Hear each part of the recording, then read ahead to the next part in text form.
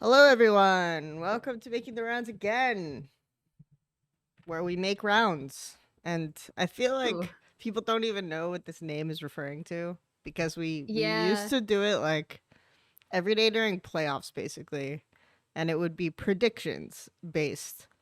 But now it's just, I don't know, we're making the rounds around the globe. The Yeah. globe I is guess round. that's how we have to do it now. Yeah, before it would be like who's gonna make the next round, which is Yeah, where the name yeah. came from. But Hello, welcome back to the show that just will not die, even though the lighting. the production values are pretty rough. But I mean, Uh we have a little bit of that technically with a twist at the end, you know. Ooh, I'm making it sound way more exciting than True. it is, but I'm excited. same. Um, but anyway, so I guess like people will trickle in as we go, but we are recording this for the YouTubes, so we'll go ahead and get started. What is the main topic at the top of the hour is we've watched a lot of LCK, uh, LEC, LCS, and then a little bit of LPL at this point. Not very much, very little. It just started. I mean, I Yes. only got 5 hours This, of sleep. That should tell you. yeah, Uh, like this today slash last night. yeah, I went pretty to bed at much. like 3 after the first series and then got up for LEC. Like, what are our main meta takeaways in terms of how teams are doing things differently for you? Double support itemization is broken. Yeah, I mean, that's a It's universal one. So, yeah. yeah. I think the big thing that I've noticed across regions, or I guess the things that surprised Mm-hmm. me the most looking at what NA teams did. Um Obviously it had been played. I think they might have said this erroneously on cast because it had literally just been played in LEC. They Sure. said it was the first Seraphine. It Oh, wasn't. yeah. I think that was Team Yeah. Heretics. Um so Team Heretics and Giant X and then 100 Thieves and FlyQuest all pulled out variations of either Senna Seraphine or Karma Seraphine. Which I thought was something that I wasn't necessarily not surprised to see in, Mm-hmm. like, I wasn't surprised that we didn't see it in LCK, but I thought it was very natural meta look given again how broken support itemization is, and then if you can get a high or somewhat high damage dealing mid, jungle or top, having that many heals and shields, like the 100 Thieves game, I think, is a really good example of this because they fell very far behind in their first game, and ended up being able to come back off of a lot of that. Like, obviously there were other early things that they did that were really good. I think Licorice did a good job of pointing out a lot of River's early movements and just how aware he is of his lanes, because he is a really good jungler. But in terms of how broken that itemization is and how you are already looking at Senna lanes as something that could easily lean into this. Yep. We'd seen the Senna TK variation in LCK, but I was not surprised to see the Senna Seraphine coming out. The other big thing that surprised me was the utter lack of Aphelios in and Renata Yeah. in North America. Um, Well, we had w- like did Jan play it? I want to say Jan played it. No, he didn't. mm-mm. It was an NACL team I'm thinking of. Picked out the Aphelios, but they're fearless, so Yeah, I don't know if we there count was that. like so little Renata presence. There Mm-hmm. was one ban and no picks. Like, she just fell through draft a lot. Yep. And I do think she is over prioritized sometimes, especially in the was it first week of LEC. Mm-hmm. I'm not like a super Renata hater like I know Veteran is, but I actually really think Renata is good because I don't know. I just don't like it I'm blind. probably in between you two, Yeah. in terms of like her strength. I Mhm. do think though there are situations where she is really strong, so I was surprised to not see any Renata, given again it was just one ban, and then for the rest of the time she just fell through draft in LCS. And then Aphelios, because we have a lot of really good Aphelios players, So and he was only banned twice. yeah, I mean, I think the thing for me that's most interesting is just because I was just like flipping through the pick priorities the most. Like the reason why I think Granada is probably way less prio in NA is because we are way more willing to play like enchanters and range supports at the moment than Mm, a lot of other regions. Like if you look at the EU top two, it's Renata Rakan. yep. And then if you look at ours, it's like Karma Ash, right? And then we have Nautilus up there, three. But I don't know. I get that Nautilus benefits from support items, like giving a little bit more tankiness, but I still see that champ get one shot in mid game, so I still think it's like not great. And plus, it doesn't give you the utility to like. If anyone hasn't watched it yet, which I'm sure a lot of you haven't, because it's very difficult to watch this and all of LPL. Um, But if you haven't watched the first game last night of TS versus BLG, the way BLG used their level 1 is kind of like what I would expect from a blue side team that has a very advantageous level 1. So we're thinking like the TL draft, Hmm. for example, in day 1 where they had like the Jin Ash and the Xin Zhao. Yeah. I would expect you just to be like in their ass from level 1. Sorry, pardon my French. Um No one cares. We're allowed to swear on the no show. one cares. And they're asked from level 1 and just like chasing them around the jungle, right? Effectively, which is what Yeah. BLG did with as much level 1 advantage as that. So I think it's like that's more kind of what I would expect if we're gonna pick these double range, but instead we just kind of like stand under enemy tower, poke them a bit, and hope jungle comes, which is not exactly a plan, but kind of works out. So we play all the trappings of like the double rage bot, and Renata's really bad into that laning wise, but we don't really execute on it. So step one, I guess. Yeah. Um, I was really excited to see Shun pull out the brand jungle in that draft. It was very fun. Yeah. Like, I mean, it's not fun to play against because Brand is horrible. When especially when he's ahead. But I thought that like flashback to solo queue games. I thought that just watching that composition and the way they played with it and the way they kind of understood how they wanted to snowball that game was very very cool. Mhm. Um, last week we talked about map changes and how that would kind of Mhm. sort out.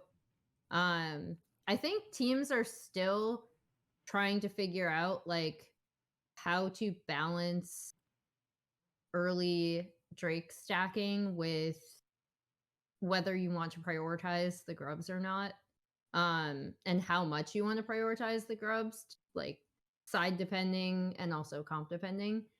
Um, because talking to a bunch of different Mhm. junglers, they all seem to have different like varying opinions Yeah. on like how like a blabber obviously said this because it was in an on-camera interview, but he was like, yeah, like I think early Drake stacking is actually way better, because you can Yeah. just deny the second wave of grubs from your opponents and then it's just kind of a wash.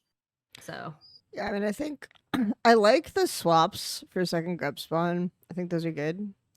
Because then you keep the bot lane dominance. But what I've seen a lot, and this is an NACL thing, mostly, so please excuse me, is the what I've seen a lot, and I saw it actually also in LPL last night too. Um, is when a team swaps, like one AD will just stay bot and take your entire turret, right? And then that is like a way more advantageous trade.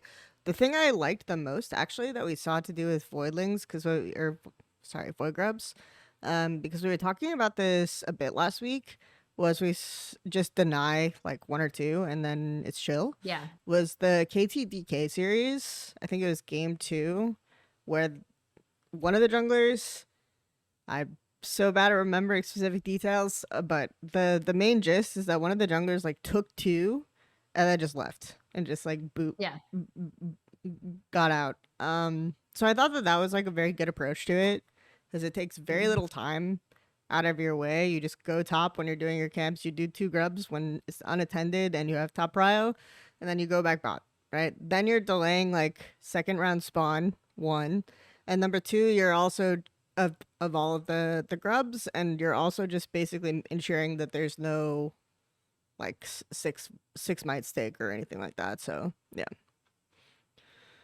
Yeah, I think Azale, before it happened, because KTDK Mhm. happened, I think that night. Mhm. Azale was pointing out that that was Yeah. the most efficient thing he'd seen from like a high elo solo queue. Mhm. It's like if you're in a good position and you know that you'll either be able to revisit to take all three grubs on the second try when it is more advantageous to maybe rotate other members to that area. You can keep a really good focus on early Drake stacking, especially if you have a pushing bot, by just doing that just in your path Mhm. and then delaying the spawn to deny your opponents and kind of force a fight Yep. there if it's again if it's advantageous to you. But with the double support items, we've seen teams just like taking, if they have an advantage, just bulldozing the plates and taking them all by like 16 minutes, which is crazy to think about. And yes, I know plates drop at 14, but taking the full tower by 16. There you go. I should Yeah. should clarify. Yeah. Yeah. It's I mean, Yeah. double support itemization is pretty it's pretty insane Mhm. how efficient it is. Um Even if you kind of mess up and get the penalty right now, it just does not matter as much because of the way it stacks. So changes around the horizon. We'll talk about that later. Yeah. But yeah, a lot of the I mean, for I one think region. yeah, well, actually, yeah, that's true. LCS, it's just LCS. Woo! We win, guys. We win Uh, something. Better start practicing something else. Yeah, um, I tried to catch some Jams Key last night too. ooh, But unfortunately, there was only one game that popped, and there were a lot of issues with it because I guess it was like basically all of TL, and on one side, and couldn't connect. rip. So, but hopefully, Champs Q is back today because again, this will be day off for most players, and most players will be wanting to play the patch before it drops, right? So that's Mhm. a very good incentive or a good reason to play Champs Queue at the moment. Oh, go ahead. Oh, go. I was gonna say the other thing that I noticed from LCK specifically was per like sample Mhm. size, their Maokai priority was a lot higher for jungle. And I Yeah. think that influenced the way that LEC um prioritized it in week two, maybe a little bit, Hmm. even though it already was getting picked week one as well. But the the Maokai prio was not super shocking because obviously the thing that changed was itemization. Like the thing that changed the most was itemization. Hmm. And that makes, in my opinion, other junglers like Xinjiao stronger.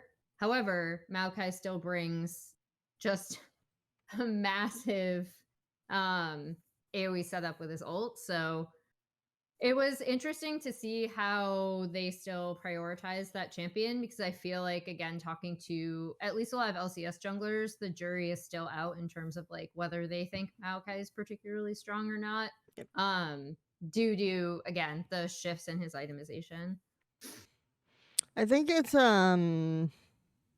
like I, Maokai is another champ where I'm kind of expecting the predominant to sort of be the tank, but I also think like I'd like to see AP Maokai because I think a lot of the tick damage also benefits him, but you can build stuff like Hollow Radiance, etc., and still do like AoE damage.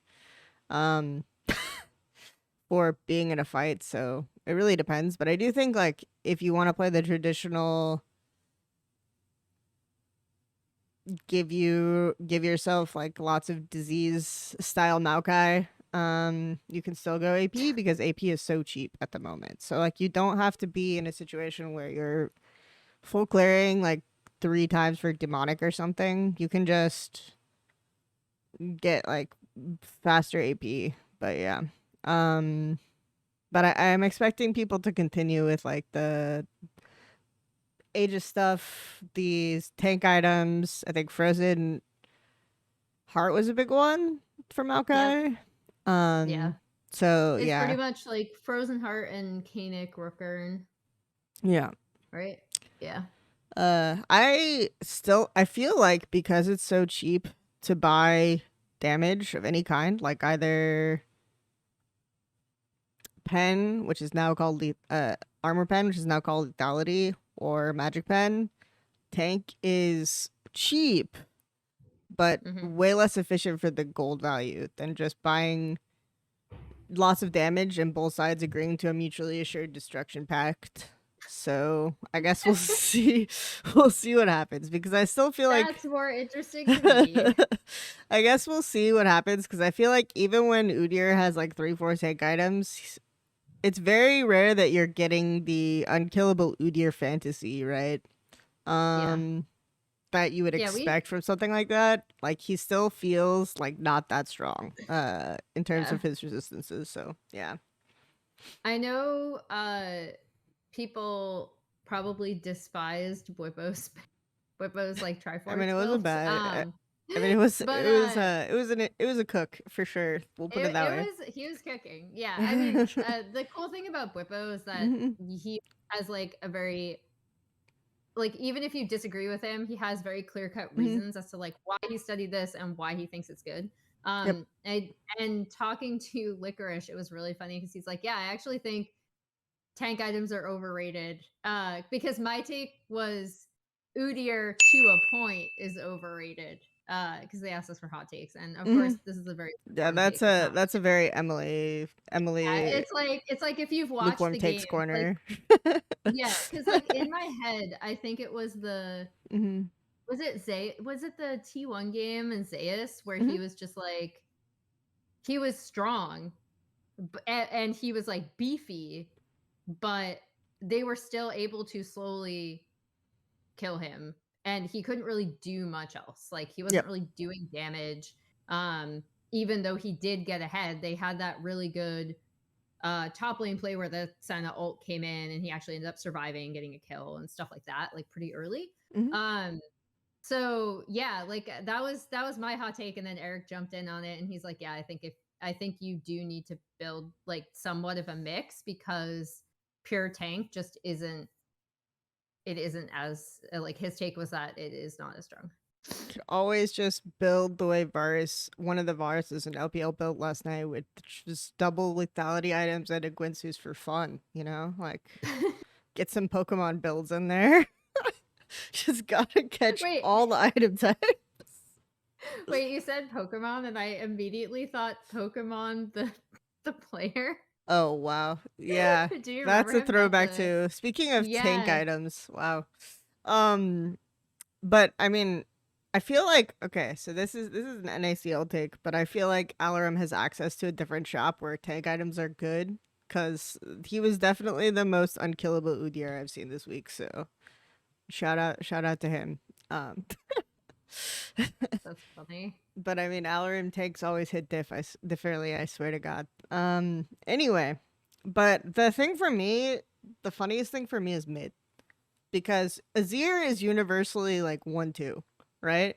And the Yeah. reason why a 1-2 pick, and I think that's like low key part of the reason why Red Side is struggling in certain scenarios.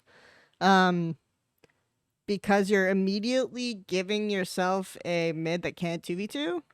So if you're having a strategy that's like based on invading, based on doing something, blue side will always get it off if every team is picking a Z or red side 1-2 like that. Mm. Um, so I think that's like a little bit understated.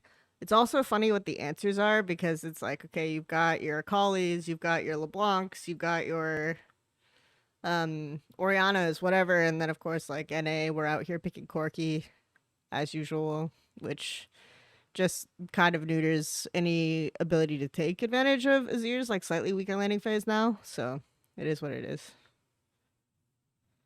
I hate that he's back. Apparently Raz loves it, which is not a take I expected Mm-hmm. from him, but yeah, I think the other thing with mid is I was hoping I'd see a little bit more, like I was hoping that people would try to slam Hue a little bit. Um Obviously we just had the first mid Hue in LEC. Yep, LCK, Beryl played it twice as a as a support support. and Which like I wasn't expecting, but thinking through Hui's abilities, it makes sense because he does have a lot of things that he could offer a uh to an AD carry in lane, just with his CC and stuff like mm-hmm. that and his buffing abilities. However, it's not going to work in all circumstances. I actually I really like the wave support, but it's not going to work in every circumstance. And then we did see one other in the LCK and it lost. I was kind of hoping that maybe the mid pool would open up a bit, but yeah, it's pretty much whenever Azir is really strong, it's Mm-hmm. hard to get him out of there, and so every other mid laner is going to have to consider Azir and his abilities and like what he does. So I do think he is a bit overrated at the moment for the reason that I mentioned. Because it's like if you know yeah, every team is gonna go 1-2 red side Azir, then it's very easy to kind of get the level one invade strat that you want. Um, so which is why you're seeing like first pick Senna, first pick Ashe, first pick mm-hmm. Callisto, whatever, and then you have with multiple bans. So then you have like guaranteed bot prio. You know their mid's not gonna get prio, and then it's very easy to pick like a jungle with level one potential. So to me that's kind of contributing to it. If you don't have any, do you have anything else like meta wise? If not, we can move on to some uh of the chat questions. yeah, I Yeah. think the biggest thing for me was honestly for watching LCS and realizing how low prio Renata and Aphelios were compared to other regions. That was like the big difference to me. So I think like someone is asking, Salmon Stool is asking in chat about Aphelios Kraken. Um, basically, do you think what is the effect of lethality being 100% effective at all levels of, versus Aphelios? I feel like it's opening up Aphelios Kraken to be much stronger than intended. Yeah. You agree? Yeah. I mean, I think the biggest thing for me is lethality being 100% effective at all levels just makes lethality AD like so good, and it's also a big reason why I feel like tank items are kind of fake. And Aphelios is one of the traditional tank busters. So you mentioned earlier that Yeah. you think Aphelios prio should be way higher. I also agree because if you're blinding Udyr in top lane, right, which I guess another one of my feelings is Udyr is being blinded in top lane because top lane blind is weird at the moment. And with Rumble off, I feel like there isn't like a super easy top lane blind. So Udyr is kind of taking that slot. And people are criticizing it blind, but it's like, okay, what is your blind, right? Yeah. Um, and then And because like top lane right now is so snowbally as well. mhm, Like it's um I haven't studied the actual, I need to update looking at like jungle prio in terms of across all regions.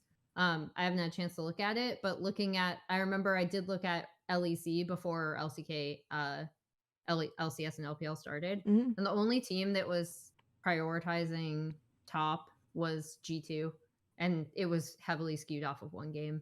Um, so I think like the big like not problem, but top was always really snowbally and matchup dependent, and now it's even more snowbally and matchup dependent because the entry points to top lane Yep. have shifted.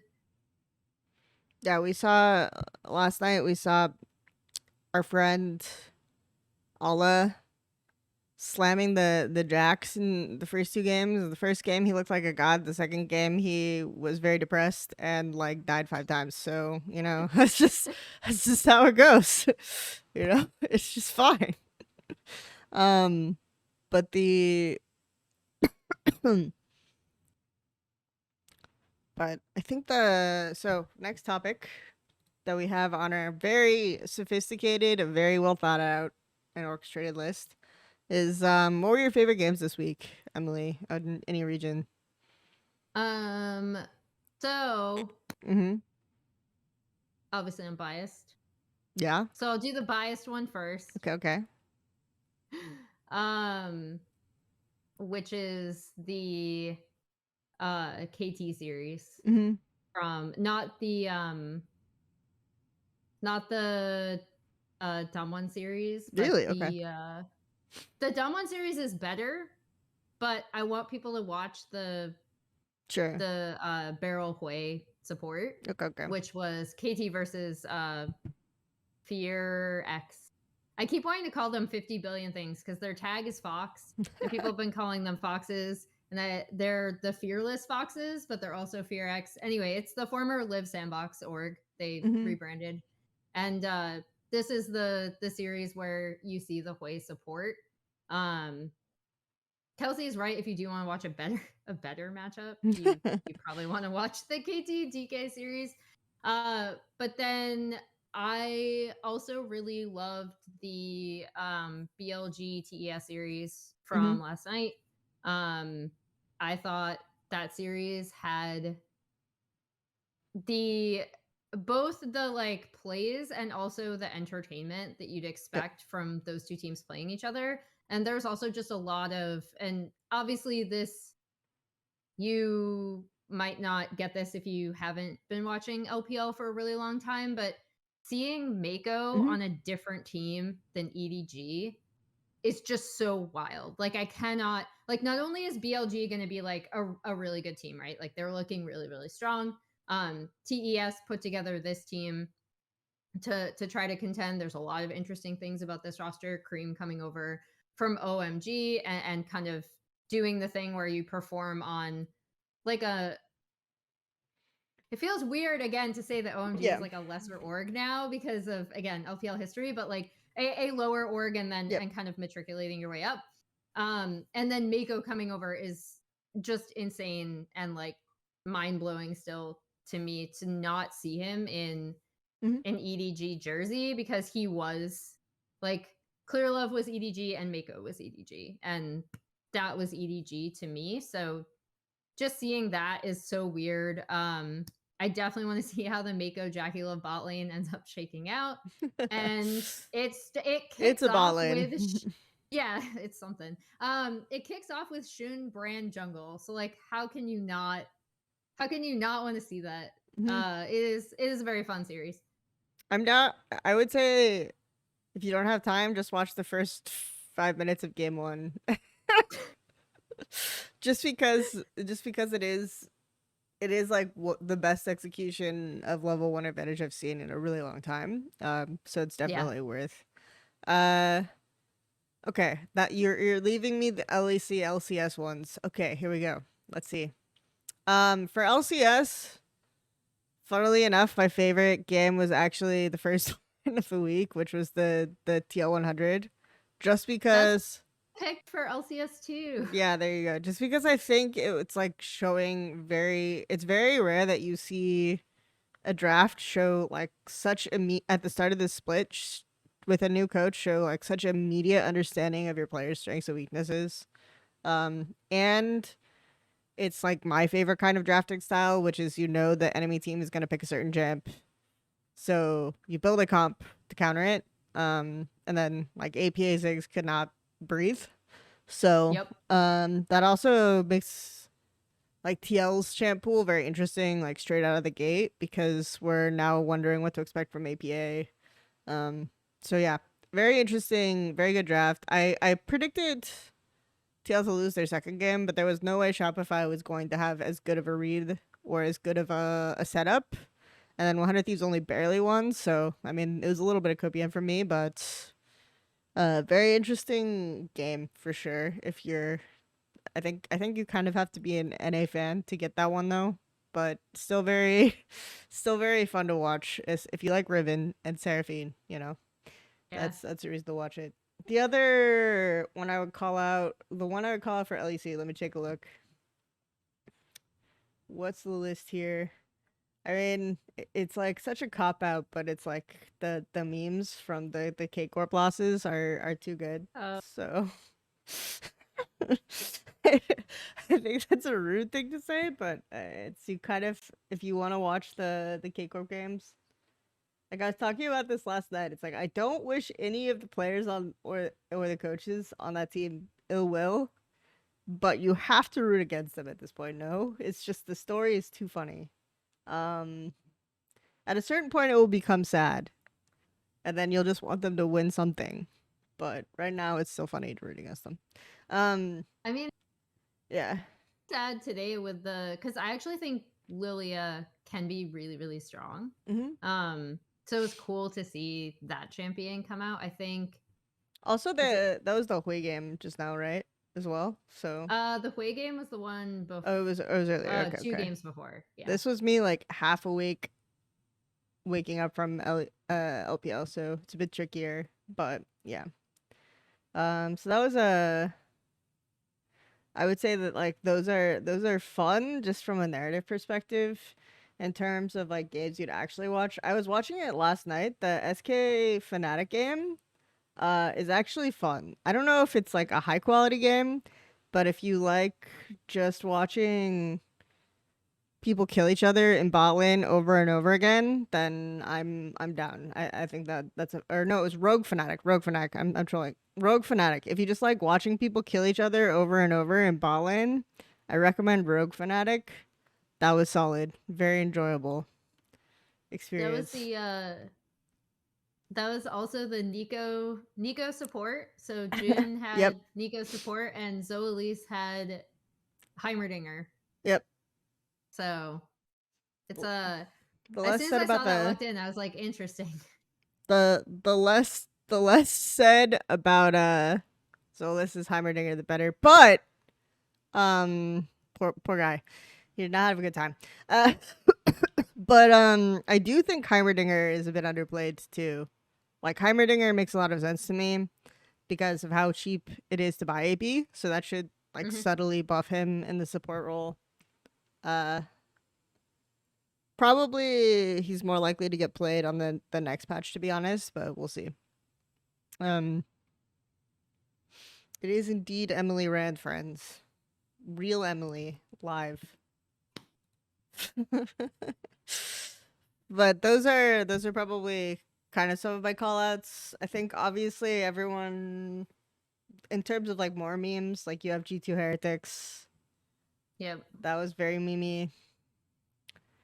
Let's see. Was there any one that I just liked from like a purely meta perspective? No. I mean, I'm good with the Rogue Fanatic. I thought that was a banger. It was very funny. Okay. Let's go for next topic, which is very closely tied to this. What is your favorite storyline, like at the moment? Favorite storylines in the games? Um, for the games we've seen, or Mm-hmm. like looking ahead.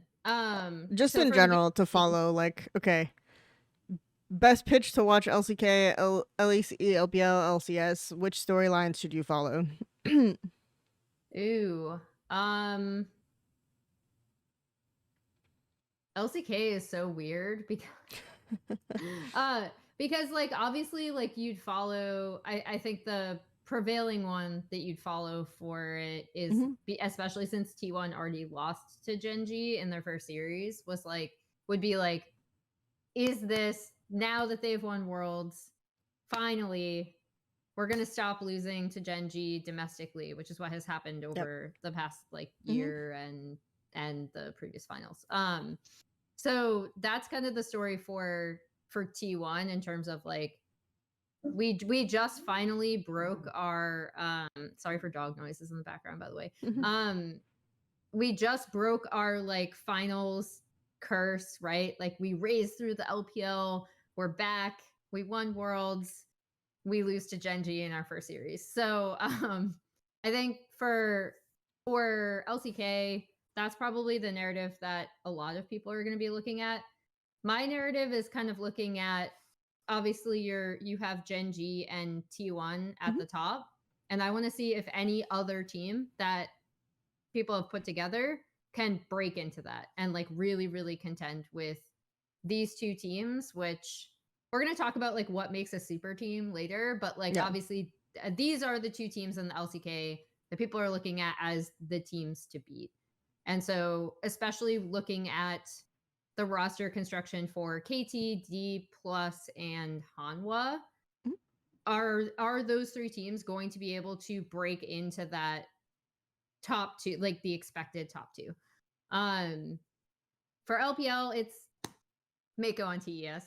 That's not going to be everyone's narrative. I feel like the narrative that everyone's probably going to be going for is the, once again, Knight and Yagao are running the entire LPL and they keep swapping and taking each other's places and stuff like that, which has been going on for years now. But and they've both been very successful. But the big thing for me is, what does this TES team look like, and like how does Mako do outside of EDG? Because I think he is such a legendary support in the LPL, but he's also, in my opinion, coming off the worst season of his career. So whether he can kind of find redemption on this TES lineup with Jackie Love, who is an ADC that everyone loves when they see his highlight plays, and everyone kind of denigrates when they see his lowlights. So it's interesting. That TES team is like very, very interesting to me, and that's what I'm looking for there. For LEC, I feel like again, you already pointed out, it kind of has to be like, what does K Corp do now? Yeah. Right? Like, what do they do now? Their road to even make it to the next round is incredibly difficult and already relies on another match in addition to winning all of their matches. They go next split. So like I mean that is the narrative for me, right? Because this team Yeah. has so much. I wouldn't necessarily say like hype in the traditional sense, but like hype in the, we are coming, we are here, we have arrived, we're now in LEC, we have the best fan base, we have the loudest fan base, and it's an understatement to say this is absolutely not how they wanted to start. Moving to LCS, I think it's another like, is it just going to be C9? Like, it's basically C9 versus the field is the story right now, especially with the truncated schedule. Yeah. I think like those are all like the highlight stories. For me, LCK is I would say like the most interesting thing for me about LCK this split, and kind of what I watch for, is like it is just across the board. At the start, you always want to see the super teams crash and burn. So big fan. Like HLE having a hard time having HLE is an interesting one just to follow at the moment because they are doing well, but like we can debate again like whether or not they're called a super team.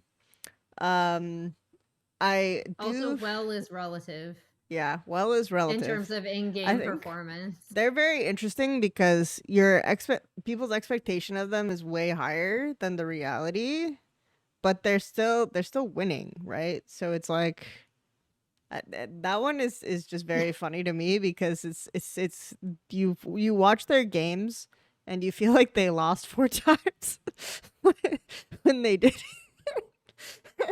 But I do like it's that one is really interesting to me. So They yeah. also didn't exactly have a hard schedule to start with Hmm. either. Like, I would put DRX and Kwangdong below like the DK um KT kind of tier, and Yep. then obviously below the Genji T1 tier. I also just like Nangshan Red Force's roster. Mm, It's like the kind of roster I gravitate towards because they have like the young scrappy kids kind of deal. mhm. Especially with like internal promotions, like Dun Dun's a great one. So like that's a team that I really like narratively. Like I'll probably highlight teams narratively that I am a fan of for that reason. Like EDG is my equivalent to them in LPL, where they've I like can see that. gone for they went from spending like all the money for years and years, and now they're doing internal promotions. And I always like it when orgs hard pivot like that. It's usually because they don't have money. Uh, but like with Nongshin, they were never really a team. And it's kind of funny, so it's fine. I mean, I mean, go ahead. if you look at their, I was just gonna say, if you look at their challengers history, Nongshim, the org, has Hmm. actually been really good at Yep. scouting young Korean talent. Like Hmm. it, like maybe one of the like because obviously they don't have as much money as like T1, right, to bring up a trainee and kind of keep them necessarily for a really long amount of time, like you've seen from the current T1 roster in terms of some of their internal promotions, but uh Nongshim has been incredibly good at scouting, and their challengers team, as far as I'm aware, is still looking really good, even with the promotions that they just had. So whoever is in that org that is kind of scouting players has done a really good Yep. job thus far. And I would argue EDG kind of has a similar rep, though. I kind of joked that Clearlove they'll never start a good jungler on their roster because Clearlove wants to make Wow. sure he has the best legacy in Rip EDG's to history. GJ, rip to that man. That's kind of my ADG meme. But the like JJ just used all of the power in all of his career to win Worlds 2021, and now he's maximum chilling. Uh, he just like saved it for that moment and got there and had like an insane tournament. We'll never see that out of him ever again. It's fine. Um, but I do think like the equivalent that to that for me is also kind of like 100 SR. You can kind of look at they have like that sort of, I won't say internal promotion vibe, but because again NACL is gutted, but like those types of spiritually they are promoting from challengers. At least a Mhm. prospect that they're really looking for, like a coach that really believes in like that kind of ecosystem for 100 and SR. So those are like good equivalents in NA. I would say like LEC obviously mad. They're doing it more for like the Spanish branding and also probably money reasons. Same thing with 100 Thieves, but we don't talk about it. Uh, but I think that those are all fun teams for me that I like. And just always you always root for those teams because you want orgs to be willing to invest in Yeah. promotions and like be less risk averse when it comes to promotions like that. But I think that's like a good transition to talk about the super team topic Yeah, we'll because move it up. um because it is like the main narrative we're discussing. Uh and like for you, what actually is a super team? Because this was something that they asked Licorice on broadcast yesterday. Yeah. And I would not count C9 as a super team personally, but I don't know what your take is, for example. So right now, the big C9 less so, but like the big team that people are calling a super team that Hmm. I'm looking at and say isn't is HLE, Yeah. who we kind of touched upon before, just because, like you said, you would think that they lost all four of their games, even though this is a team that is actually 4-0 in games and Yep. 2-0 in series. Hmm. They have not looked particularly well coordinated, especially in some of their early games. And you are kind of relying on this team of, okay, if you're looking at title success, all of these players have at least one title, either a domestic title or world's title. And you have also a reliance on like we should have pre-existing synergy between Mm-hmm. these specific players, especially Doran, Peanut, and Delight, from the previous kind of Gen G core. And then it it's weird to me because I still don't necessarily see this as a super team. Mm-hmm. Just because in certain cases I like when I guess when I think of super team, when I'm rating super team, I'm thinking of people who are at or around the best in their position for like a kind of substantial amount of time. Mm-hmm. And substantial amount of time is like esports time, right? So like a year or Are you something. flaming Doran? I am not flaming Doran directly. Not Okay, directly. not directly. But also like so Zeka again is a player who I think has improved a lot since he was first starting on DRX, but is also a player who I think is Mm-hmm. still somewhat meta dependent. He's obviously going to be a lot better on certain champions than others. And I don't necessarily think of him as and part of this is because the obviously he's going up against a lot of really strong mid laners, but I don't consider him like the best in his position in the LCK, right? Like that would be Chovy. And one thing that's really interesting about this pseudo Gen G, like trying to rely on the pre-existing synergy of some of these players, Mm-hmm. is that you still, even if they do have really good coordination, you still cannot play around Zeka the way you can play around Chovy because of how Chovy lanes and his lane prio and his overwhelming strength in lane. That's always been, even when he had issues with seeing the rest of the map, that's always been his strength since he was like really, really young on Griffin. So I think it's weird because not only is would I not consider this a super team because it's like not the de facto like close or the best in every position, but it's also like the pre-existing synergy part doesn't necessarily work for me for this team either in terms of looking at this roster because Chovy was such an important part of how Gen G played last year. And how Gen G plays this year, to be fair, now that these players have left. Yep. I think he's still a massive part of like why that team plays the way that they do. And so Peanut, Doran, and Delight cannot necessarily. It matters more for Peanut, in my opinion, than anyone Mm-hmm. else. But you can't play the same way without Chovy.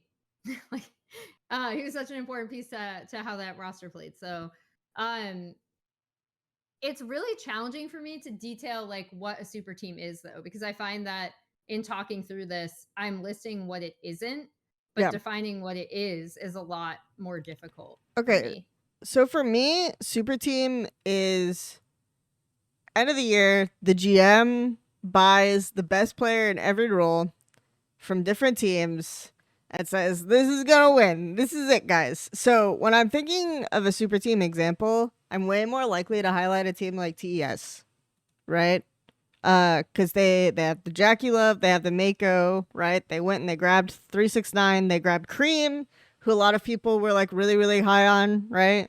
So Mm-hmm. this is like, to me, that's like a bunch of different pieces from a bunch of different teams thrown together, and it's like, okay, guys, we know you all know how to win your own way, but figure it out. Like that's, to me, that's a super team where it's just like, okay, we're just gonna spend a lot of money for an on paper roster that has no pre-existing synergy, but they're just gods, right? Like they're just individually, we expect them to be really good. So that's for me more what a super team is. I think the reason why I don't count C9, for example, or why like HLE wouldn't necessarily count is you have players who basically either came up together or have been around each other. It's kind of like saying like them 2020 Mad Lions roster with like all the rookies as a super team, just because at the end of it people started rating them really high. Or was it 2020? It was 2022, right? Actually, but it's like a lot of Yeah. those players had actually they all won like all pros or whatever, but a lot of those players had actually been playing together for a while. They had come up together. They were like rookies on that roster. So to me, I can't count that as a super team because it's like it grew that reputation over time. Like for C9, you have Fudge, Blabber, and like to an extent Berserker. Like obviously Berserker was brought over, but he was a rookie in like a top league on C9.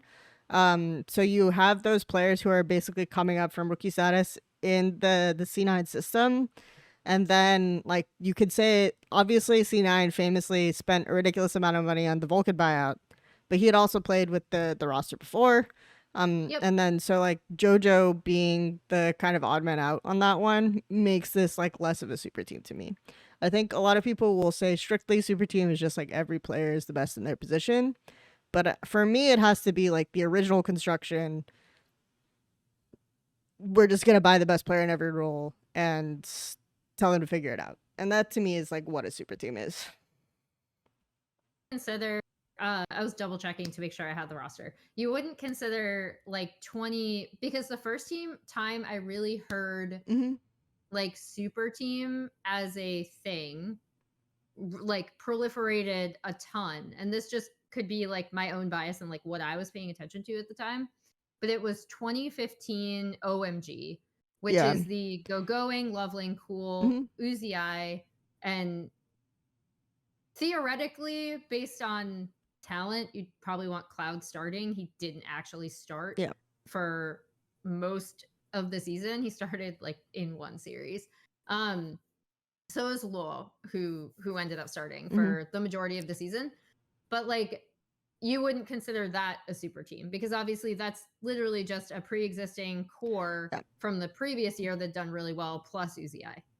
Yeah. I mean, I wouldn't consider that a super team so much. No. I think though you can make the argument that oh, if it's like on paper, this roster will have a player who doesn't work that well just because they bought it from XYZ. And I think you can maybe Yeah. argue that the C9 team could be something like that. Like you have a pre existing system that's like functional, but you're looking at the difference between like how Eminus played, for example, and how Sod played. Like if we're drawing the 1-to-1 comparison between that roster and the OMG roster, like Son was way different from how Easy I played, whereas I feel like Eminus still kind of tried to play for lane and they didn't necessarily support him in that. Whereas like you can almost make a 1-to-1 substitution with JoJo in that sense. But JoJo will play like Sense. much more selfishly, more for lane.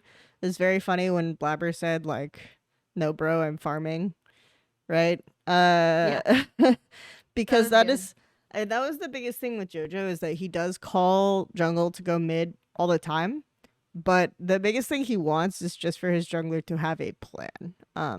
So for me, that's like one of the that's clear to him and that he understands. So for me, that's the biggest thing is just like the Blabber JoJo synergy. I don't expect it to be especially good, but I also like who is going to be a better, a more well-rounded, better unit as a mid jungle duo in NA. So they're not really gonna get pressured. But you could kind of make the argument that like C9 would, if you count OMG as a super team, then C9 is a very obvious comparison tool. So yeah, Makes a lot of sense. yeah. I was just thinking because I want to go back and think like when did I first start hearing the lingo of like super Mm-hmm. team? Yeah. And for me, it was actually with this OMG roster when they got Uzi, and they were like, "Oh, this is gonna be the team that like wins LPL," right? Like that was the expectation. Is we're just gonna come in and we're gonna pub stomp everyone, um, and that did not happen. Like I count so few rosters as like legit super teams. That people would normally count. Just because I have that stipulation.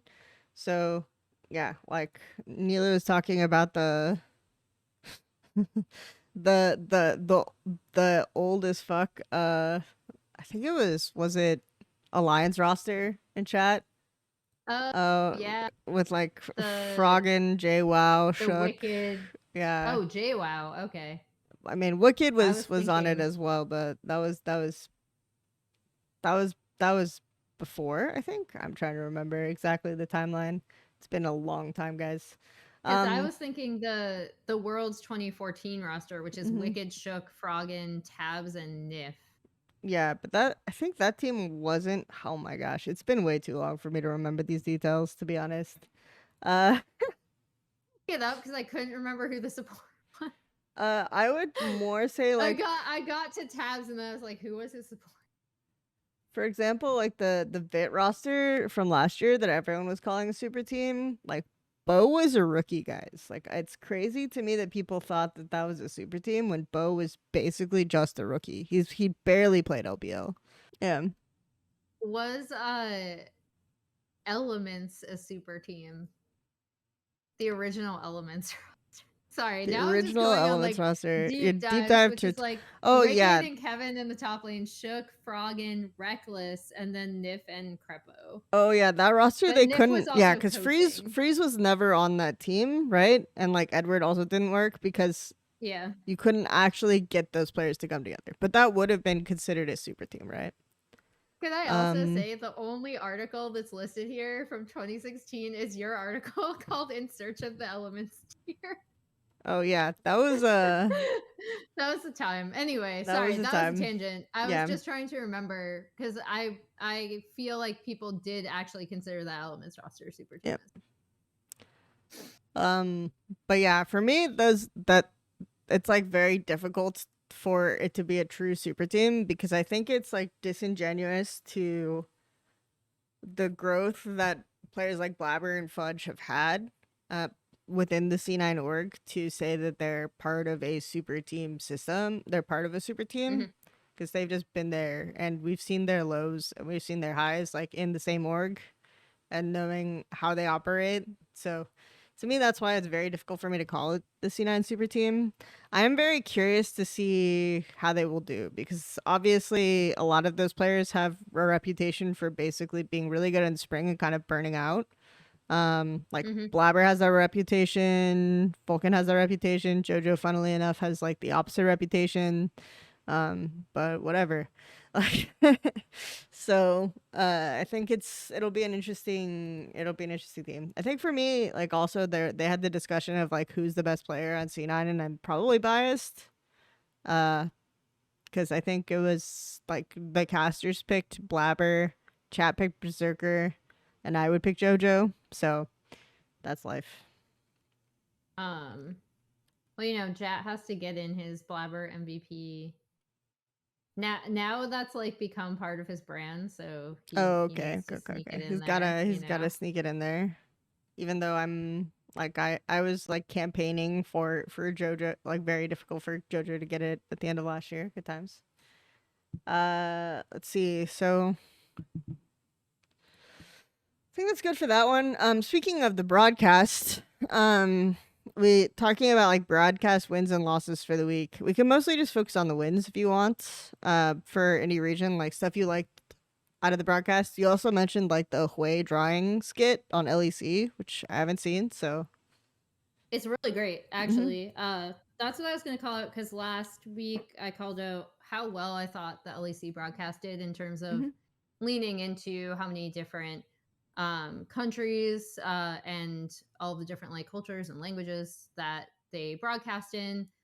They really, really leaned into that. Obviously, a lot of it is because you have Mad, Koi, mushed together, and then you also have Carmine Corp coming in. But I really liked that previously, and then this week, this was something that I later found out just because of Twitter was something they had planned from the get go Yeah, in terms of we are going to do a painting segment whenever someone plays Hue. And so Humanoid was the first guinea yep, pig to go through this segment, and it's really funny. The best part is when the broadcast, like, so they go through the entire thing, and Trouble is like trying to be very Bob Ross, like she has her voice like very very calm, and like and this, and like it's just kind of like, okay. And then at the end they pull away and Okay. they both lose it. Like as soon as the camera's not on them, they both lose it, but you see it because they're just pulling away from the green screen and you can see the easel and like the paints and stuff. And it was really cute. Like I really, really loved it. I'm biased obviously because I'm an artist and I love anytime like art can come and be a part of the broadcast. One of the things I've always wanted to do with players is make them draw things because I think it can end up really funny and really Yeah. cursed. So yeah, I think that's something that I've always wanted to do with players, and I loved seeing it out of LEC. Um, so that was really cool, and that happened just this morning, or our morning Pacific time. And then I feel like I should recuse myself from dog. Be quiet. I feel like should recuse myself from LCS broadcast just because I'm on it. So I'm not sure if people like trust me to give an opinion because like I know what I like from broadcast. I know what I didn't like from broadcast. A lot of the criticisms I have of it, I am going to like forward File. internally. And a lot of them are like really minutia, like graphics based stuff actually. Sure.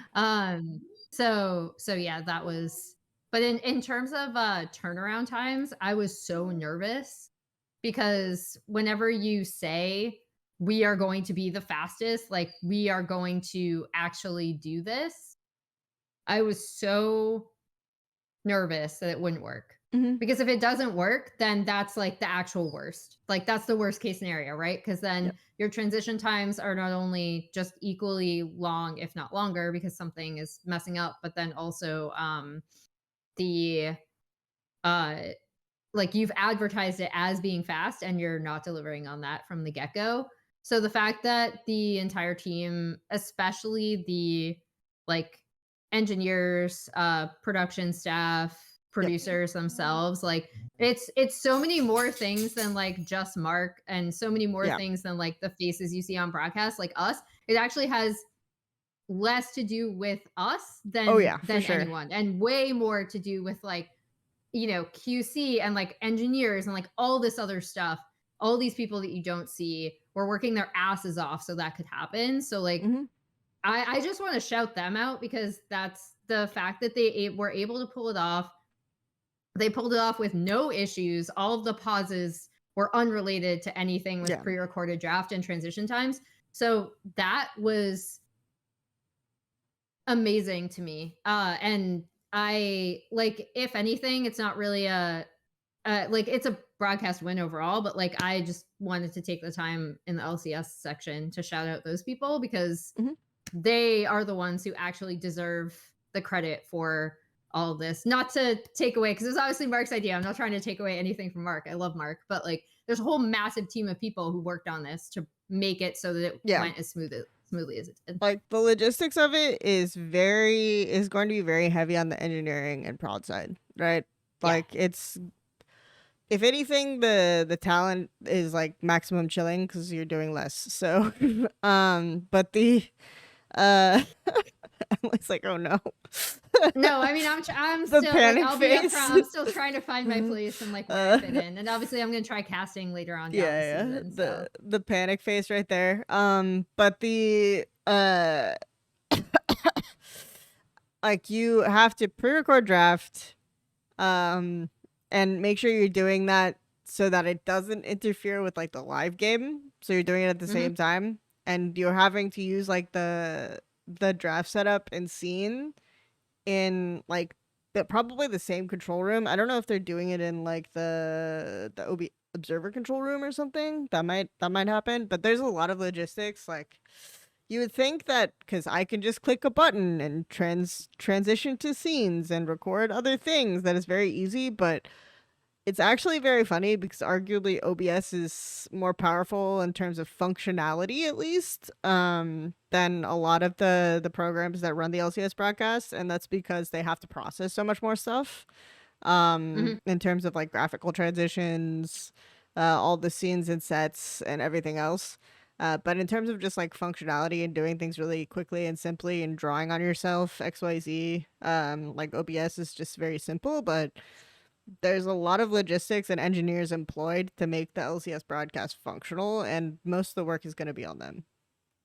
In terms of like what that is for people who don't know, LCS like it has way shorter transition times than everyone else, and they pre-record the draft backstage during the previous game so that the tech check can happen while draft is playing out, and that way you get players on and off the stage faster. Because the biggest thing is just no matter what, when you turn away from the game, viewership drops. Like that will happen no matter what. So that's like the kind of solution that they had to solve, that they wanted to solve for by making turnaround times faster. I think if you do, you should say that though. Like my opinion, you should say we're going to be the fastest, we're going to be XYZ, because otherwise, like, what's the point? There's Well, no yeah. pressure. No, I think it should. um, I'm not saying they shouldn't have yeah, said yeah. this. I'm just saying it obviously already sets the Mhm. expectation that if something goes wrong, it just is way worse than like not not saying that expectation and then something going wrong. I will say I felt it when I was watching LPL last night, and there was the 15-minute breaks, and I was like, "This is a lot more time." Than LCS. This is a lot more. I didn't even think it would be, but it was. It's like, okay, I should definitely figure out something to do during the break on my stream, because this is a lot. So yeah, but I think like that is a win in terms of vision and execution. The pauses are very funny, and obviously there's a lot of memes about. It's like I'm sure glad we have faster transition times so that we can get to the next pause faster. Yeah. My favorite was But because of the C9 pause in the C9 energy game had been long because mhm. it was lag and then they had a chrono break, so it took a while because the game was like pretty well on at that point. Um when I was interviewing Blabber, he's like, "Yeah, so I like had no idea where I was when we came back from the pause because it was such a short pause." Okay. Okay. It was really, really funny actually. Okay. I mean, my favorite thing about that one was Emily drew on the screen. You know, let's go. Yep. We had a drawing segment in LCS as well, guys. It was very exciting. I'm sad because Twitch chat was supposed to tell me something to draw, and then obviously it's way better that the game came back. Yeah, So I'm yeah. not sad about that. But like I would much rather the game happen than me sitting there dicking around drawing on the monitor. But it was really fun because I was gonna draw whatever they told me. It was also really hard because it was like there was no like Yeah. stylus. It reminded me of like drawing in MS Paint when I was a Mm-hmm. kid with like a mouse. But the like that we got to see the Phoenix, and the Phoenix brought the game back from the dead. I don't know if that was Yeah, there you go. It intentional, worked. It but conjured the game. it brought the game back from the dead. I do think that having the players like Double Lift Licorice makes it way easier to vamp during pauses like Yes. that. And that's something that I feel like LEC has always done better, is just like incorporating the players on the broadcast, but and they still do that very well. Like I love the banter lounge segments. They're very funny. When the players do the draft. Then like there's a little bit of funny like chit chat. I think it was like Dagda who said, "I'm never gonna feel bad about like how I do my draft again." It was either Dagda or Vedius. I'm never gonna feel bad about how I do draft again, having listened to the players break down the draft. But it's like you don't. I will say draft is like personally my least favorite segment of the broadcast. Just in terms of like how stale it feels to break it down. Sometimes it's like, yeah, this champion interacts with that champion XYZ. So sometimes you just don't want to talk about that. Sometimes you want to talk about other random shit. So it's nice to just have like the players vamp and sometimes not even talk about the draft. So yeah. Um those are wins, but I think LCS did a really good job of incorporating like double lift and licorice and making it feel special to an extent because they were just on every part of the broadcast. So yeah, good times. And that's something that I think LCS does, is like when you have a guest player, It's like he's on the desk, he's on the cast, he's Yep. interviewing, he's doing all of these things, and it's like, okay, LCS is run by Licorice today. That's cool. Yeah. So I think that Or always like feels fun. Doublelift is answering for not buying contracts a keyboard or whatever. Yeah, When he was like yeah, responding to obviously like he does not do he himself said this. I'm just paraphrasing. He does not do well with like sentiment or like yeah. Mhm. people being genuinely, like complimentary Mhm. a lot of the time. Like you could see his like him like shrinking into himself a little bit. But the contracts keyboard thing was really funny because then the next clip we pulled up of he was just like, oh God, what's this one gonna be? And it was the story of Huhi just like driving 2 hours to a haircut that didn't exist because he like put in the wrong address or something. It was Yeah. good. Yeah, I mean, I think but I definitely liked some of the vamping. Like I made the joke on Twitter that it was like this pause was orchestrated to get double lift to vamp. So I mean, I think it makes it feel a little bit fresher, a little bit more fun when you have something like that available. Um, yeah. So those are dubs. I think in terms of like, let's see, LPL broadcast dub. It's the downside is unfortunately they cut so many people. But the Yeah. positive is that they get to cast from a studio in Dublin now, so that's cool. Like that's a win. It's way like these guys have been casting remote in their bedrooms for one of the biggest leagues in the world for like years at this point, so it's nice to see them in studio and do more in-person casts.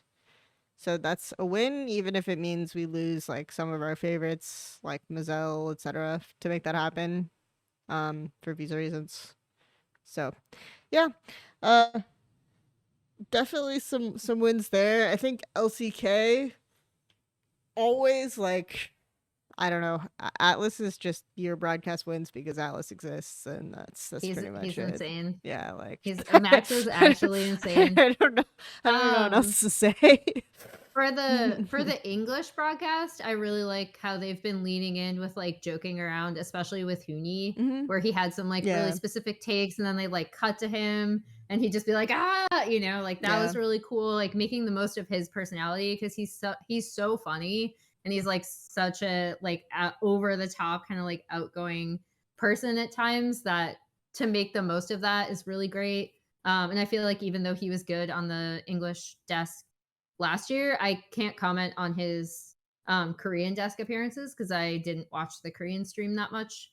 Um, but in terms of his appearances thus far on the English cast this year have been making more of like his kind of mhm, bubbliness and outgoingness, and that's been really great to see for the and this is shoulder content, so I'm not sure if it counts, but they've done this before, but this particular, like, season of it is looking like it's gonna be really interesting because the LCK has a ton of shoulder yep. content that they put up, And throughout they the subtitle season. it at all, so yeah. Yeah, and so this one is, replay 2. So the idea is you have, like, a bunch of older retired players, who have to, like, train together and then, like, win a match together, and this year it is, what, Cuvee, Ambition, Yeah. Uh, Captain Jack, Mad Life. who's the mid? I forgot already. Oh, Easy I Hoon, know, Easy Hoon, Easy I Hoon. yeah, Easy Yeah, Hoon. yeah. So, like, it's really funny because, like, they're all interviewing, like, they're doing a press conference Mhm. on it, and that was really funny, and then they all go out to dinner, and it turns out, like, Captain Jack was talking about how he's kind of, like, terrified of ambition still, and, like, all of these, like, small things are coming out, and, like, Mad Life, who was also in the like Azubu like CJ org, is just like cracking up. Like he's like, wow, like you're Yeah. really airing all this out or whatever. Like it was actually really funny. So this season in particular, with the players that they have, is looking like it's gonna be really, really good.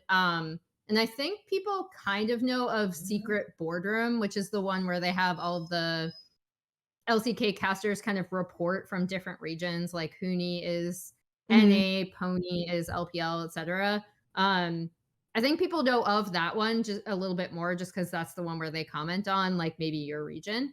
But, Replay 2, I highly recommend it. Yeah. This season of Replay is actually shaping up to be really, really funny. And if you are a fan of any of these legacy players, you should watch it because it's looking like it's gonna be a good time. Speaking of super teams, that would technically qualify, you know? The That'd be like a really weird super team. I mean it's like the retirement home super team.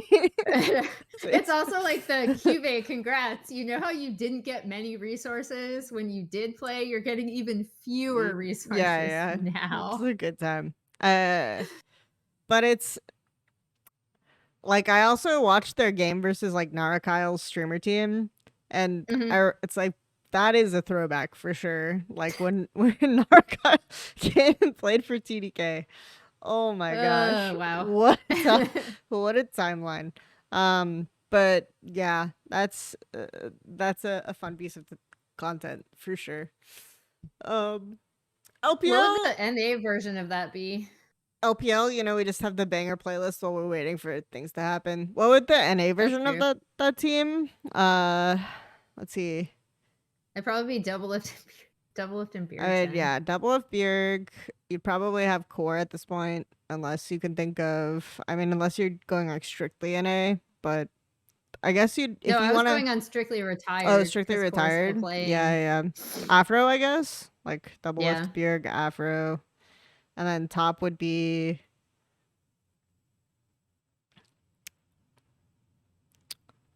And you could trot Sunday out for it. He's vibing. Um, you Either could, someday or like oh, Dyrus was the Darshan. first name. Darshan's Oh, also Darshan. one. Yeah, Darshan's a Yeah, good one too. jungle Meteos, I guess probably Yeah. is the one. That's But that's a fun team. it's a good time. It's a good. So yeah, could definitely do something like that. In NA. Oh, well, we are getting pretty long, so we will go into the highlight segment of the day, which is making the rounds. Who makes the next round? And the next round is who benefits from the support item changes. Technically, this is a It's gonna suck on 14.2 since NA is going to yeah. live patch. This is a super early preview for every other region, but you know, since North America is the best region, we don't care. Um, Yeah. obviously, that is the solution there. So I guess we could start with NA because it's the most relevant since they are actually going to the Yeah. batch. But what's for you? Like, who are you looking for? Who thinks will benefit from the changes? Right.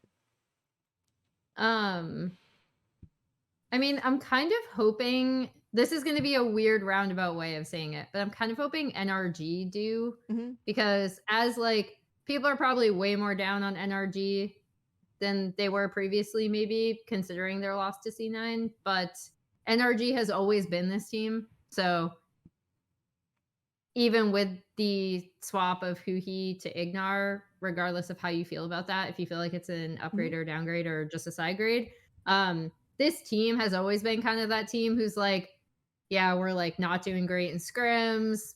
We just have to bring it to stage, etc.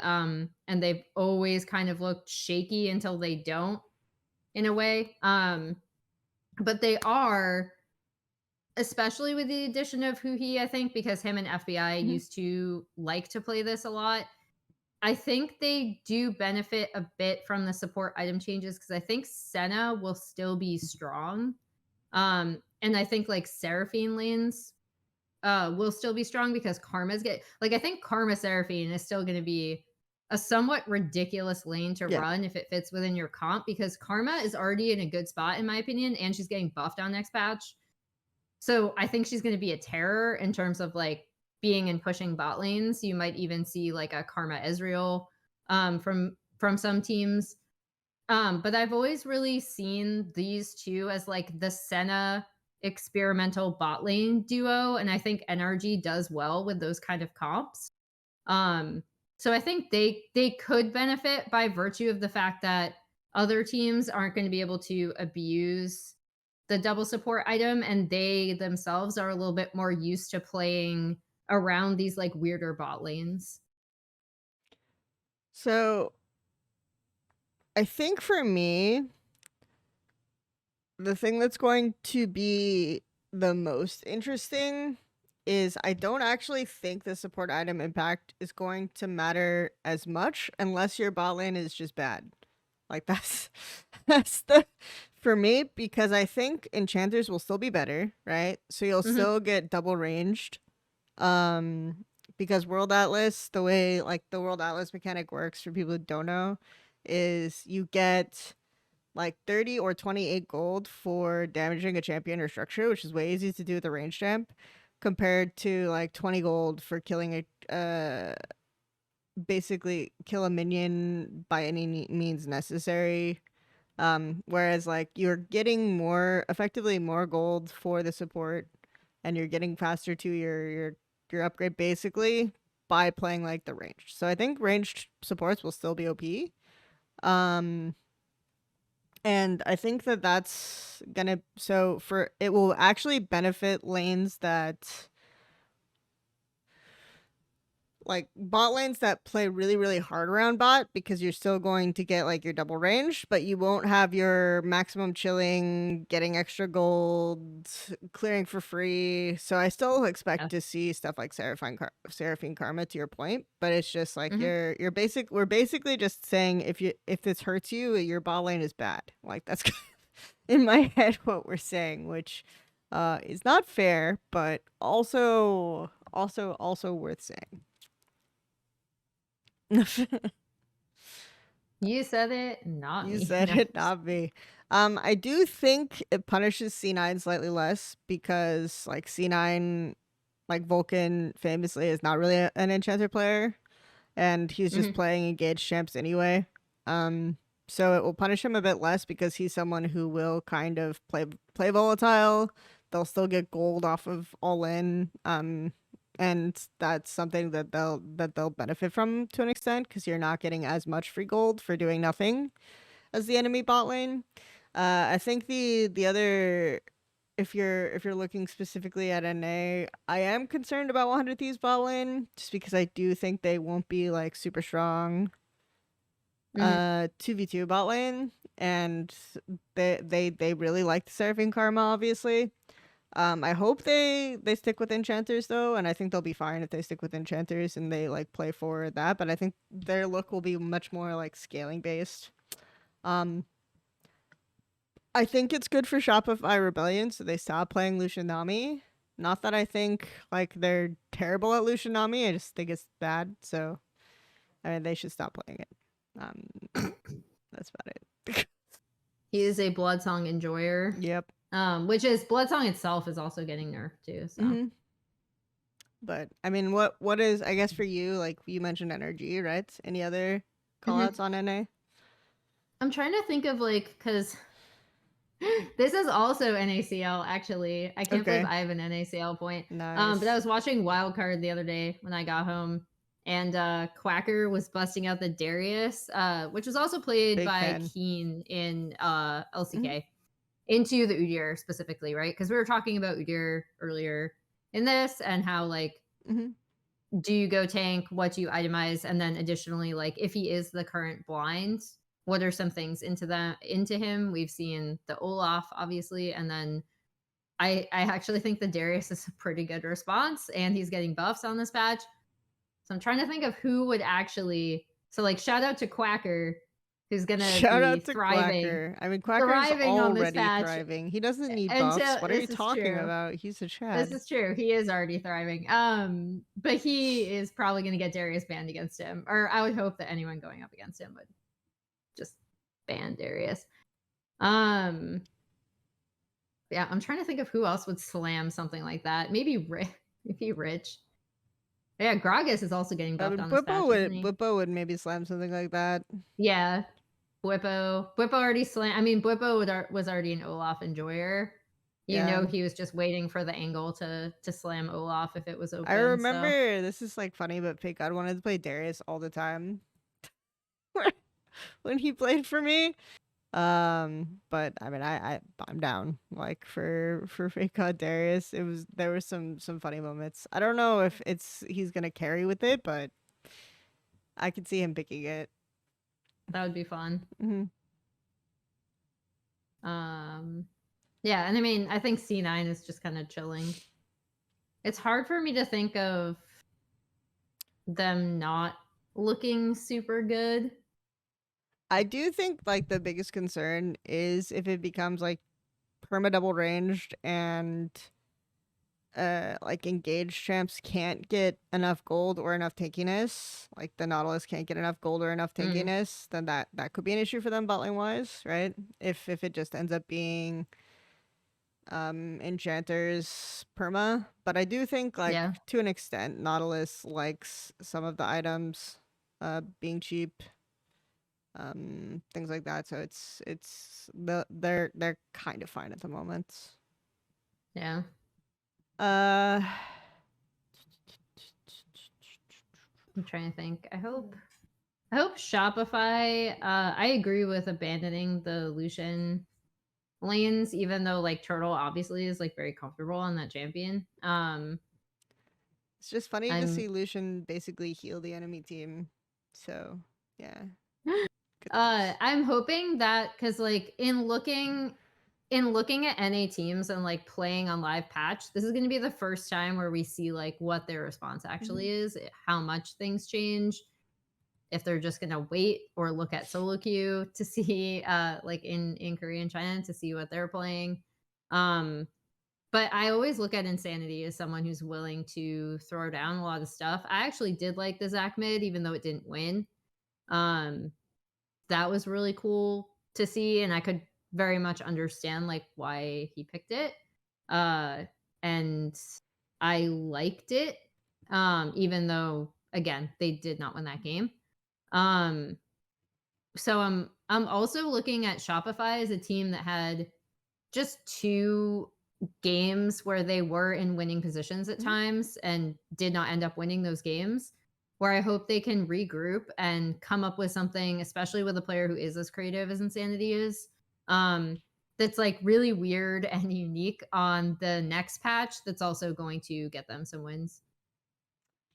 I feel like in LEC, this is like very far in the future, so some of these teams might not even make playoffs because they won't play or make the next round because this round is not going to be Yeah. played on the patch. But I could see like a team like Mad actually suffering from it. But they are because they do have to be like very early game focused. Double range bot lane should be good for them in theory. Let's see. I feel like Heretics would benefit from it, just the way Kaiser plays.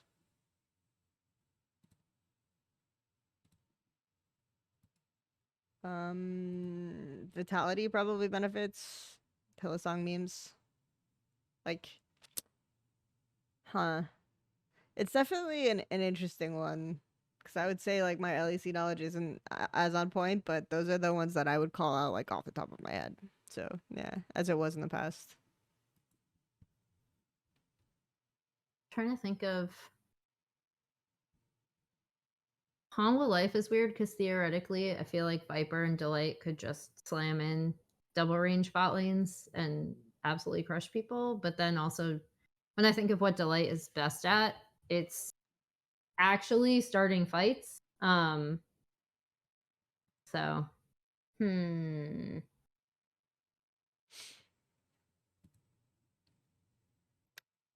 trying to think of what, because obviously this is also far into the future. What LCK team? I mean, obviously T1 is just kind of chilling. They're very, very comfortable with this kind of bot lane meta. So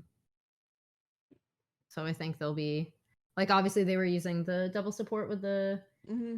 the Lucian Melio, and people were joking that that was the one game that they won against Genji, but I think they're going to be absolutely fine. And this is a very comfortable meta for this current Yep. team, especially if you're looking at Zeus being able to have top lane counterpick. Um,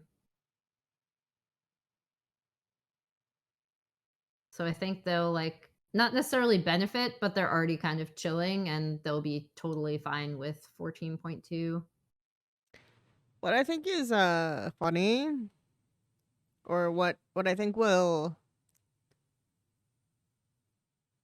I think like all of LPL except for maybe like TS and to an extent BLG are nerfed by double support Oh items. my god.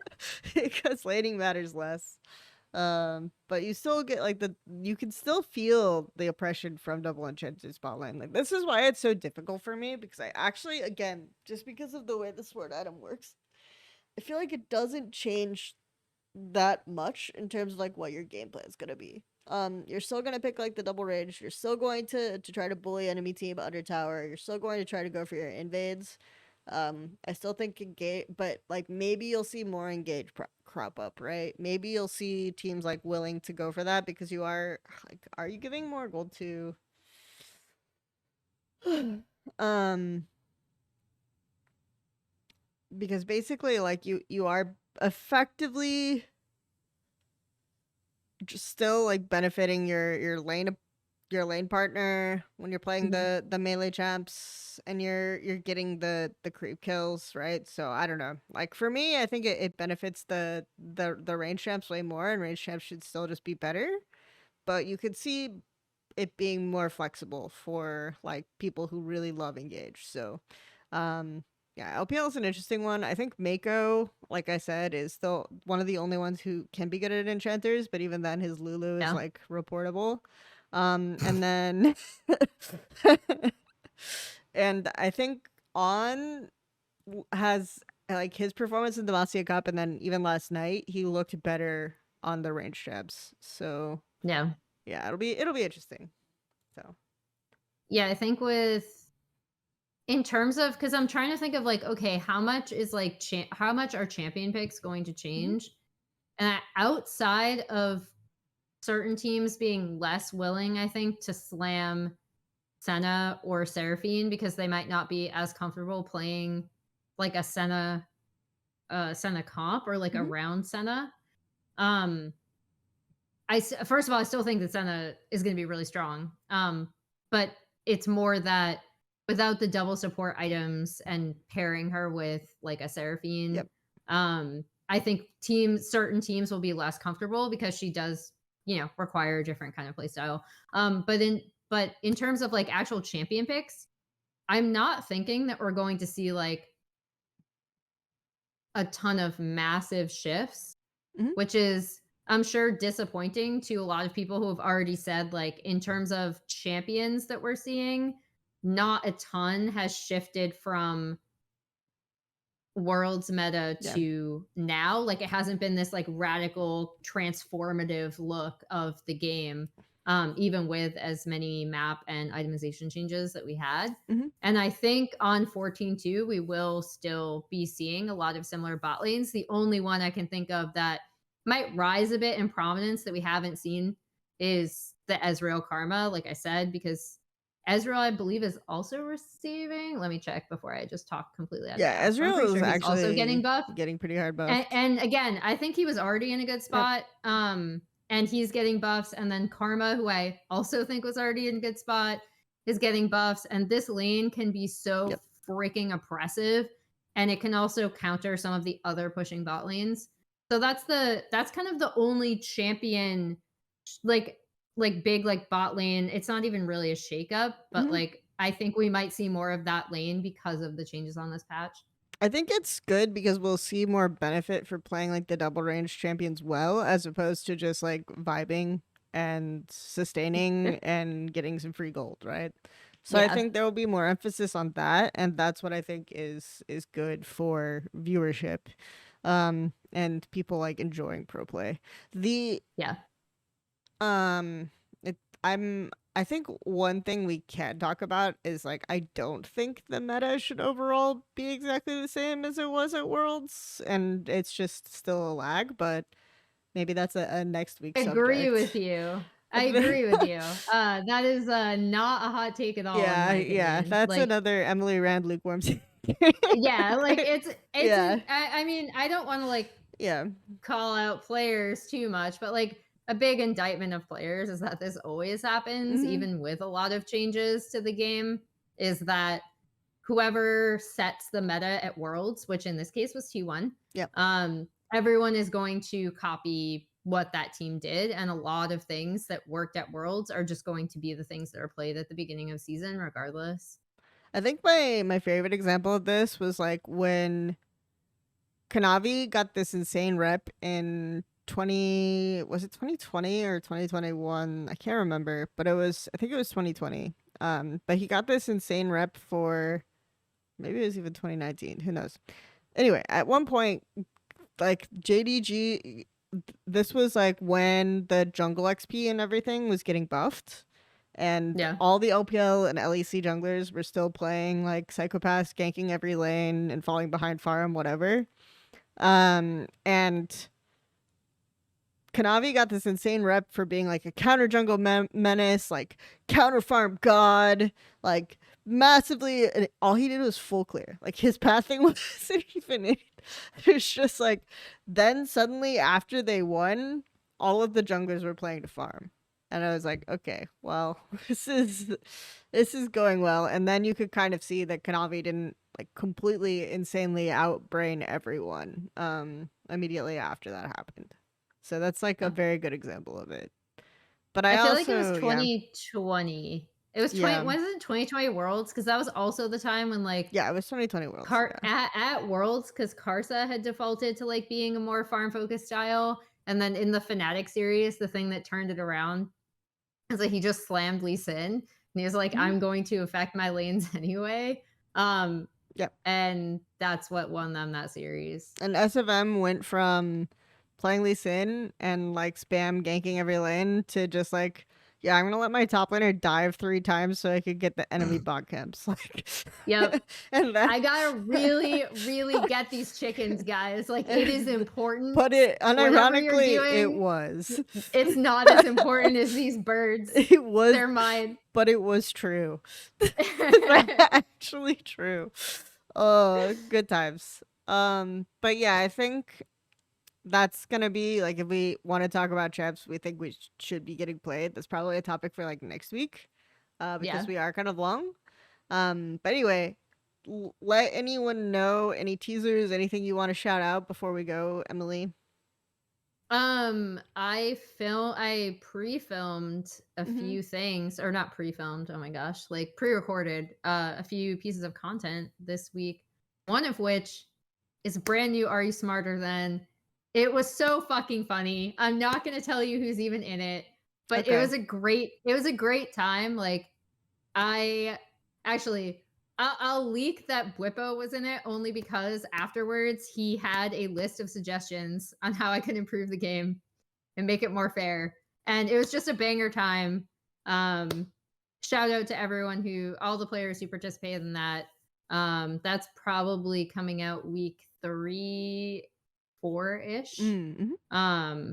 So yeah, that's like what's going on in the LCS right now is a lot of the stuff that's going to appear on broadcast is starting to get recorded.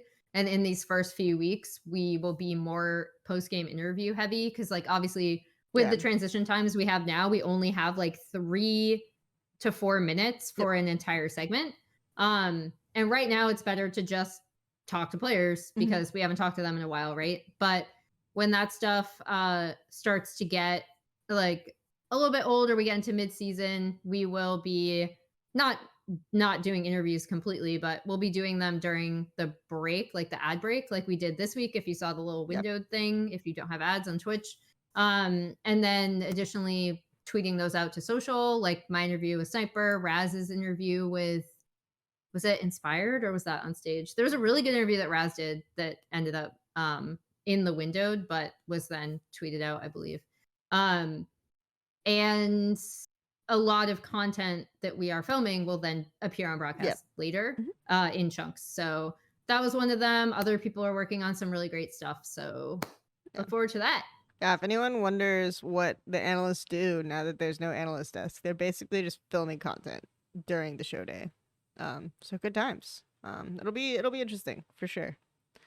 Yeah, I think I said good times like 78 times this episode, so we're Should make a gonna counter. yeah, we should do a good times counter, and then I should make good burger references or something. I don't know. Uh isn't there a burger chain called Good Times? I don't know what exactly it is. Is there? I only know Good Burger from the like I know there's like Good Burger, movie but I swear there's like thing. there is Good Times Burger and frozen custards, so I don't know. Maybe they will never sponsor the show, but I could pretend that I'm going to get them But to. if they want to, So so let's go. But yeah, that's about it. I'll probably be faster to get this episode out now. I'm gonna be really honest, I kind of forgot it for like 2 days last week. Otherwise it nice. would have been out faster. It didn't come out until Friday. I will be trying to do like an extra video or whatever a week. Now that I'm back into my schedule, so I'm gonna be experimenting with that, playing with it. Once I've got a couple out, I'll probably see about setting up like a Kofi account or a coffee account. Um, for like people who want to support me financially there, because I know it's not the most rewarding to sub to my Twitch since one, I don't have emotes. Okay, Emily, please, for the love of God. Oh And yeah, two, this is where chat is supposed to bully me and taking your money, right? yeah, bully Emily into I'll start taking my working on money. something this week. Anyway, thanks everyone for coming and watching the show live. We'll try to incorporate chat better in the future because I think we got like more chat questions and interactions this time. So, Oh, nice. we'll talk about doing that and encourage you guys to watch live more often. So, yeah, all right, good one. Good times.